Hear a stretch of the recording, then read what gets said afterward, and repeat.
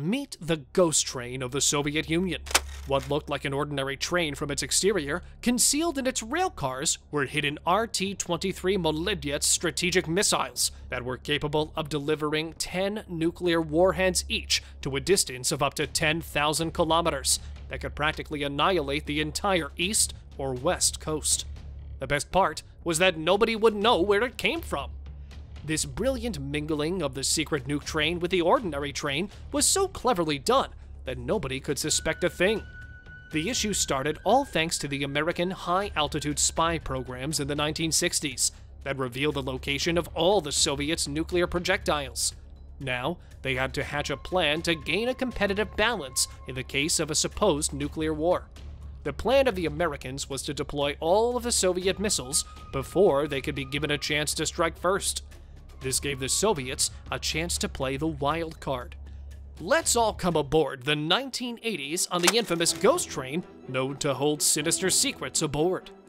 A network of an efficient rail system was launched all across the USSR.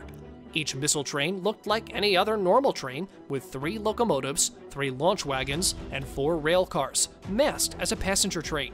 It had the capacity to function for almost 28 days, having the appropriate supplies on board. A missile could be launched after exactly 3 minutes of a command received from Moscow. The train would cruise at speeds of 50 to 75 miles per hour and be capable of launching a missile at any point on the route. The technology used to fire a missile from the train revolutionized the whole nuclear industry. The Russians invented the technology of cold launch, where the missile is ejected out of its container with the help of compressed gas as the rocket engine kicks in during the launch.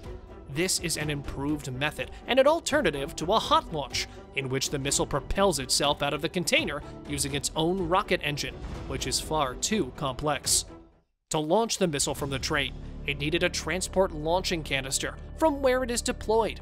The sliding roof of the car would open with an ejecting container from where a solid propellant gas generator would help launch the missile into the air. It even had course correction boosters that were projected before the missile launch to keep them on the right path. The Strategic Defense Initiative of America was still onto this project, so the USSR launched the RT-23 Moledyets, a project in which cold-launched 3-stage solid-fueled intercontinental ballistic missiles were deployed in secret locations. The project had 3 variants: the train one, the silo one, and a wheeled vehicle-based system. The vehicle one was dismissed due to the cost and impracticality.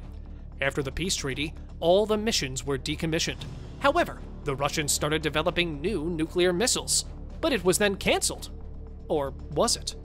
Copying the Russians, Americans too started developing the apocalyptic train project in the early 90s, naming it the Project Peacekeeper Rail Garrison, but they too announced the cancellation. Do you guys believe it? Because I have my reservations.